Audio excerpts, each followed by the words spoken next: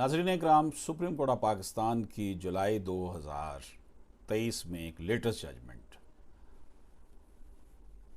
Justice Ayesha Malik ने ये फैसला लिखा है। आईनी अदालतें फैमिली केसेस के हक़ाइक़ का जायज़ा नहीं ले सकती। सुप्रीम कोर्ट ने फैसला जारी कर दिया।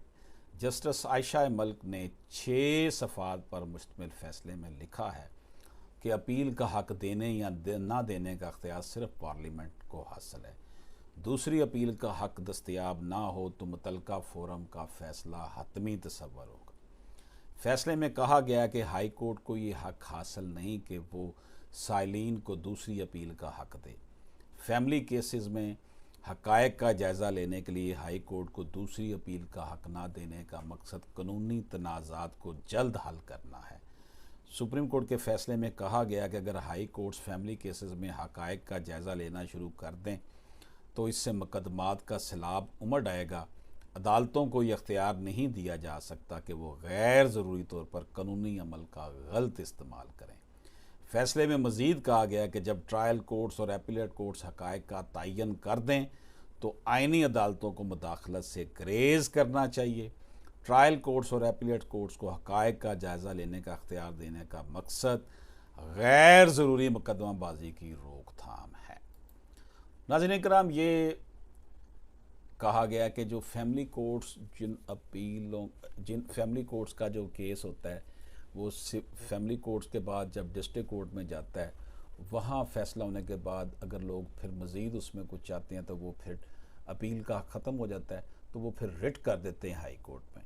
तो सुप्रीम कोर्ट ऑफ पाकिस्तान ने कहा कि हाई कोर्ट ऐसी रिटें नहीं सुन सकती जिसमें फैमिली कोर्ट्स ने ऑलरेडी फ़ैसला कर दिया और वो अपील का हक़ ख़त्म हो। उन्होंने कहा जनाब, अगर हम डिस्ट्रिक्ट कोर्ट की अपील के बाद भी हाई कोर्ट्स ये केसेस सुनेंगी तो इस तरह तो ये मामला इतना बढ़ जाएगा कि लिटिगेशन ख़त्म ही नहीं हो सकेगी। ये उनका लब्बे लबाब है कहने का। लेकिन डिस्ट्रिक्ट कोर्ट और छोटी अदालतों में जो फ़ैसलों की सूरत हाल होती है, जिस तरह प्रेशर में फ़ैसले लिए जाते हैं, जिसमें बड़े वकला अपना ज़ाती असर और रसूख इस्तेमाल करते हैं, जिस तरह बार एसोसिएशन के नुमाइंदे केसेस के ऊपर हावी होते हैं, तो फिर आम आदमी के पास यही रोशनी रह जाती है कि वो हाई कोर्ट या सुप्रीम कोर्ट जाकर अपने हक़ का दफ़ा कर सके। तो ये पहलू नहीं देखा गया, ज़मीनी हक़ाइक़ देख दिए गए हैं। तो अब इसका हल यही है। Honourable supreme court of Pakistan ने कहा कि इसका हक़ यही है कि ये अपील का हक़ जो है ये दिलवाया जाए पार्लियामेंट के ज़रिए। पार्लियामेंट कानून साजी कर दे और फिर ये अपील का हक़ आगे चलेगा। ये कहा गया है इस फैसले में। नाज़रीन इकराम, हमाद हसन पिटिशनर था और मसम्मात अस्मा बुखारी इसमें रिस्पोंडेंट थी। इनके साथ टू अदर्स थे। ब्रीफ फैक्ट्स इस केस के ये था कि respondent number 1 was married to the petitioner on 7/2/2014 और उसके इसमें से एक मेल चाइल्ड था मोहम्मद उमर हमीद, और 14/3/2015 को respondent number 1 along with her minor son filed a suit for recovery of dower, maintenance allowance and dowry articles. Khatoon ने बच्चे का खर्चा, अपना खर्चा, जहेज़ और हकमैर की रकम का दावा उसने 14/3/2015 को कर दिया बिफोर जज फैमिली कोर्ट कोहार्ट। द जज family court cohort on 24/11/2018 decreed this suit holding that respondent number 1 was entitled to the recovery of 3 lakhs as dower and half of the share in the house along with 5 marla land as specified in the Nikah-nama, and was also entitled to receive maintenance with effect from September 2014 until the dower is fully paid and as long as the marriage is intact। खर्चे का दावा भी उसने degree कर दिया कि जब तक शादी इंटैक्ट है ये दिया जाए, और उसका जो हकमैर था निकाह नामे के मुताबिक उसका भी उसको दे दिया गया। ये चीज़ें उसको दे दी गई।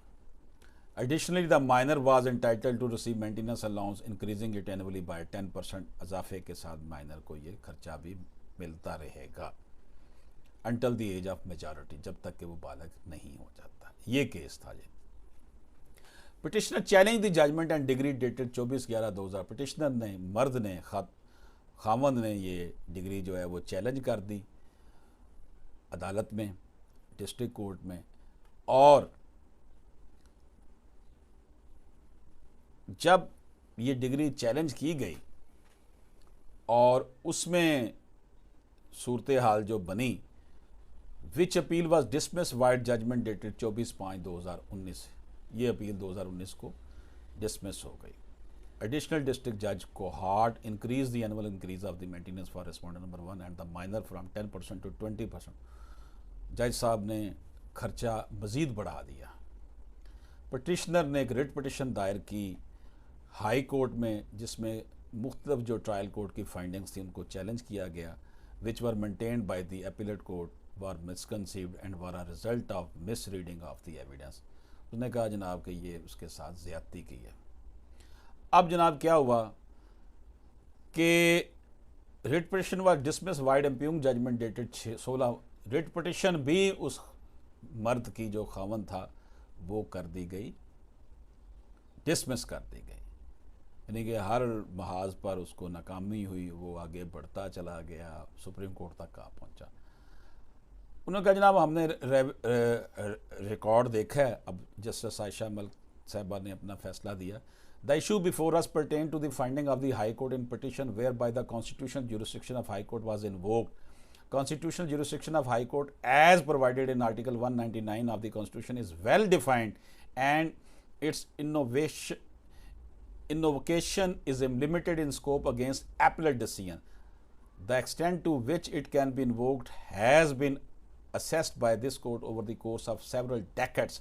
उनका नाम Mohammad Hussain Munir versus Sikandar PLD 1974 SC 139 में ये डिफ़ाइन किया जा सकता है कि हाई कोर्ट ने किन किन केसेस में जो है ना वो अपना जो है वो इन्वोक कर सकती है।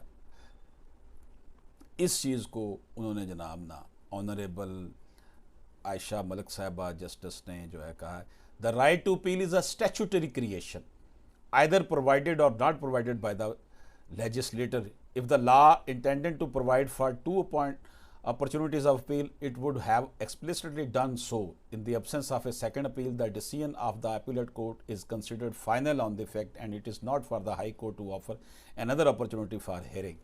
उन्होंने कहा हाई कोर्ट आईनी अदालत की सूरत में उनको एक अपॉर्चुनिटी ना प्रोवाइड कर दे कि जनाब आप 199 के तहत आ जाएं अगर आपके पास सेकंड अपील का हक नहीं है। इसके लिए कानून साजी होनी चाहिए। इसलिए जनाब फ़िलहाल जब तक कानून साजी नहीं होती, जो फैसला डिस्ट्रिक्ट कोर्ट में फैमिली केसेस का हो जाएगा, मेंटेनेंस का, डॉरी कार्ड, इन सब का वो फाइनल तसव्वुर किया जाएगा। नाज़रीन इकराम, अशरफ आसमी एडवोकेट को इजाज़त दीजिए। अल्लाह हाफिज़।